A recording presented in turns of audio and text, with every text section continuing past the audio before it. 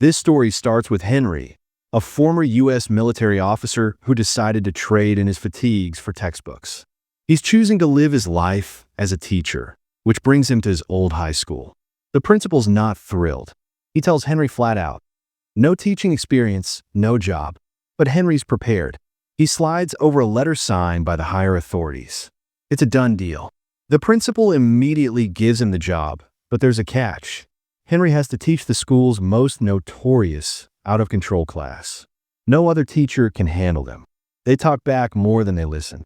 This is probably Section D, the worst of the worst. The next day, Henry walks into his new classroom. Picture this, it's total anarchy.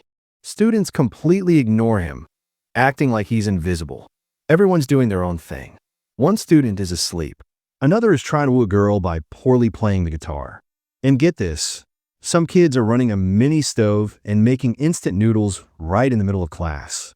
It's less a school and more a camping trip. Poor Henry has zero respect. He needs to snap them out of it. To get their attention, Henry starts commenting on their activities. Hey, noodles don't cook in 2 minutes, it takes 10, he quips. This actually works, it grabs their focus. As they finally look his way, he introduces himself, writing his name and number on the board. The students, however, start laughing, making fun of his handwriting. Then, one student calls his number and tells him to quietly leave. Henry just laughs it off, treating it like a joke. Predictably, the disruptive students go right back to their old antics, ignoring him again. That's when Henry loses his cool. He throws a piece of chalk at the classroom's fire sprinkler. Water starts pouring down. The kids jump up, startled and soaked. Henry finally has their undivided attention. He reintroduces himself and welcomes them to his class. After class, the 5 lowest performing backbenchers sneak off to the sports room to smoke. Their leader is a kid named Jack, who has a crush on a girl from senior class. His friends immediately tease him when they find out. Suddenly, a group of rich, spoiled basketball players, the school's golden boys, walk in. They hate Jack's group, and the feeling is mutual. They start mocking Jack for being poor. Later, while the basketball team is practicing, Jack and his friends watch. Seeking revenge for the insult, Jack intentionally rolls a bottle onto the court. The basketball team's captain slips and falls, much to the amusement of Jack and his crew. But their English teacher saw the whole thing and gives them detention. To dodge the punishment, the students pull a prank. They spill water on the teacher's desk. While she's busy cleaning up, they seize the moment and bolt out of there. Meanwhile, the principal is stressed. The school's reputation is terrible, and the education board is threatening to cut their annual funding by 20%. Representatives from a board are even visiting to see if the school is being run properly. Back in Henry's class, the students have set a trap, a bucket of water perched above the door. But when Henry opens the door, he effortlessly knocks the falling bucket away.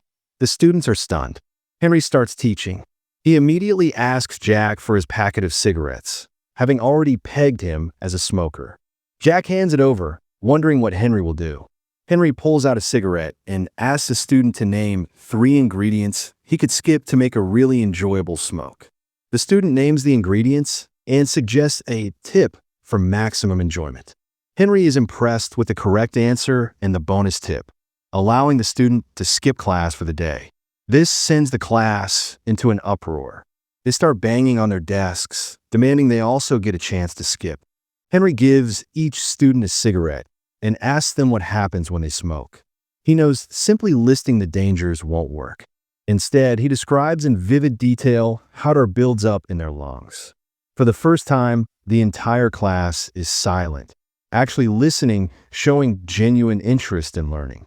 If you're enjoying this breakdown, make sure to hit that subscribe button. It really helps us keep going. When the bell rings, Henry tells them to hand their cigarettes back. Reluctantly, Jack and his friends comply. The same day, in the cafeteria, the basketball captain shoves Bruce, one of Jack's friends. It's on. The two groups clash, throwing chairs and tables. The result? Henry's 5 backbenchers are temporarily suspended, as the school authorities, predictably, blame them for starting the fight. As Henry leaves the principal's office, he sees Jack still trying to fight the others. Henry rushes over, breaks them up, and tells Jack to calm down. Jack, furious, yells that the school is biased, always protecting the rich kids. That evening, after school, Henry digs into the files of his 5 students, determined to understand them better. First, there's Juffa, the son of a Pakistani immigrant. He faces discrimination for being Muslim and has even been falsely accused of theft by neighbors. Despite it all, Juffa loves music and dreams of becoming a musician. Then there's Denise, Dan in the transcript, but sounds like a female name given the context. Her father had wanted a son and deeply resented her. When her younger brother was born, her father doted on him, but completely neglected Denise. She tried everything to win her father's affection, playing card games, acting like a boy, and even cutting her hair, but nothing worked. She became convinced her father would always hate her. Next, the brothers Bruce and Chris. Their mother ran away when they were kids, causing their father to become an alcoholic. To cope with reality, Bruce became addicted to video games. Chris is the one who holds everything together, taking care of their father and working at a small grocery shop. Finally, Henry looked for Jack's file and finds it empty. We see Jack working as a waiter at a hotel. A wealthy MMA betting man named John is having a party there with his business partner. While serving them, Jack spots John fancy lighter. When John isn't looking, Jack tries to steal it, but he gets caught. John men beat him up. When they check his ID and realize he's a student, John gives him some cash and even offers him a side job as a food delivery guy. Meanwhile, Henry goes to visit Juffa at home. He finds Juffa and his dad running away from a crowd after stealing a ticket. Henry manages to stop them and actually sides with Juffa's dad. Later, Henry takes Juffa to a bridge where a band is performing. To boost Juffa's confidence, Henry starts performing with the band. Inspired, Juffa finally gets the courage to join in, performing in front of a crowd for the first time. It's a huge moment for him. Next, we see Bruce in Chris's home life. Their drunken father demands they go out late at night to buy him alcohol. When they refuse, he kicks them out of the house. The next day, Henry meets with their father, urging him to take responsibility for his sons and suggesting he go to an alcohol rehab center. Denise's dad shows up with makeup, telling her she needs to act like a girl because he doesn't want her living like a boy. Denise is furious. Her father has never cared about her. He just makes her feel like she's not good enough. In a fit of rage, Denise smears the makeup all over her brother's face, grabs the car keys, and drives off. Henry intercepts her, stopping her car and pointing out that driving without a license is illegal. He offers a deal. If she wants to drive, she has to come with him. They go to a go-kart track. To Denise's surprise, Henry has also invited her father. He wants them to race. The race begins, and both father and daughter are driving aggressively, not caring about each other. They both end up crashing off the track. A truck nearly runs over Denise's go-kart. She's safe, but her father is overcome with emotion, weeping, believing she's been hurt. Denise realizes then how much her father actually loves her. She runs to him, and they share a joyous embrace. The next day, Jack and Bruce go with a group to interview a man who has recovered from alcoholism. They are stunned. The man they're interviewing is their own father. The students ask him why he started drinking. He explains that his wife, whom he loved dearly, left him for another man during the toughest time in his life. He began drinking to cope, eventually forgetting he even had 2 children to raise. He doesn't reveal that Jack and Bruce are his sons, but he apologizes for his failings. Both Chris and Bruce are brought to tears. Meanwhile, Jack has started working for the gambler, John. John asks him to spike a fighter's drink with drugs before an upcoming match, promising big money in return. Jack doesn't want to do it, but John pressures him, having bet a huge amount on the fighter to lose. Before the fight, Jack pours the drugs into the drink, but is caught. John's men beat him and lock him in a closet. Henry shows up at the venue, asking if anyone has seen his student. One of the men tells him to leave. Then, from the closet, Jack yells for help. Henry realizes what's happened and attacks John's men. Henry, the former military officer, easily takes them all down, eventually knocking out their best fighter, the one scheduled to fight next. We next see Henry and Jack in the hospital. where Henry is getting his wounds bandaged. Jack tries to tell the police everything, but Jiannin silences him. The news media picks up the story. Henry, the teacher, beat up a professional MMA fighter to save his student. Henry becomes a hero at school. All the students finally respect him and listen to him. A flashback reveals that when Henry was a student, he was a troublemaker, too. He threw water balloons at a boy playing piano for his parents during a school program. Henry then fought the boy and broke his arm, leading to Henry's suspension and eventual move to the U.S. Do you think that past mistake fueled Henry's dedication to these troubled students? Back in the present, Henry's class is focused, preparing intensely for their college entrance exams. Everyone is studying hard except for Bruce.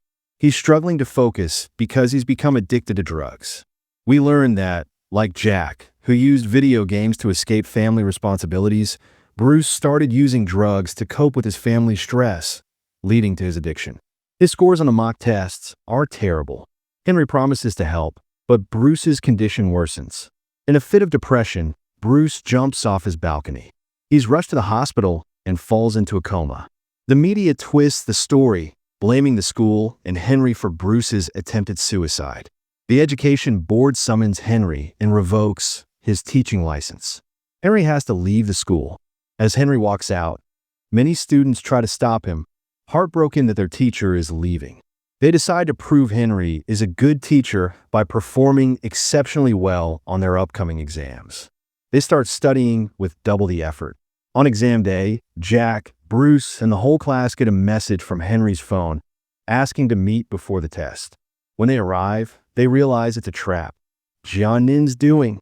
He wants revenge and locks all the students in the school so they miss the exam, ensuring Henry can never return. Henry arrives and quickly pieces together Jiannin's plan. He rushes to confront him, fighting all his men to free the students. The students hurry off to take their exam while Henry stays behind, locked in combat with Jiannin. During the fight, Jiannin reveals the shocking truth. He is the boy whose arm Henry broke as a child.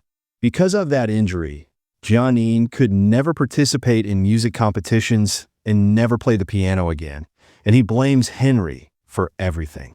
Henry tries to reason with him, but Jiannin attacks again. Finally, as Henry is about to strike a decisive blow with a knife, he stops. He apologizes for the mistake he made in his childhood and walks away. Meanwhile, the students make it to the examination hall and take their test. Weeks later, the results come in. They all pass with flying colors. The school's rank soars. The education board not only restores their funding, but gives them an extra 20%. The principal is overjoyed. Jiannin is shown finally playing the piano again. Bruce is recovering quickly and promises to take the entrance exam next time. In the end, Henry is back at school. He welcomes his next class of rowdy students in the only way he knows how, by raining fire from the ceiling with the fire sprinklers. The story ends here. What do you think Henry's biggest impact was on these kids? Academics or self-worth?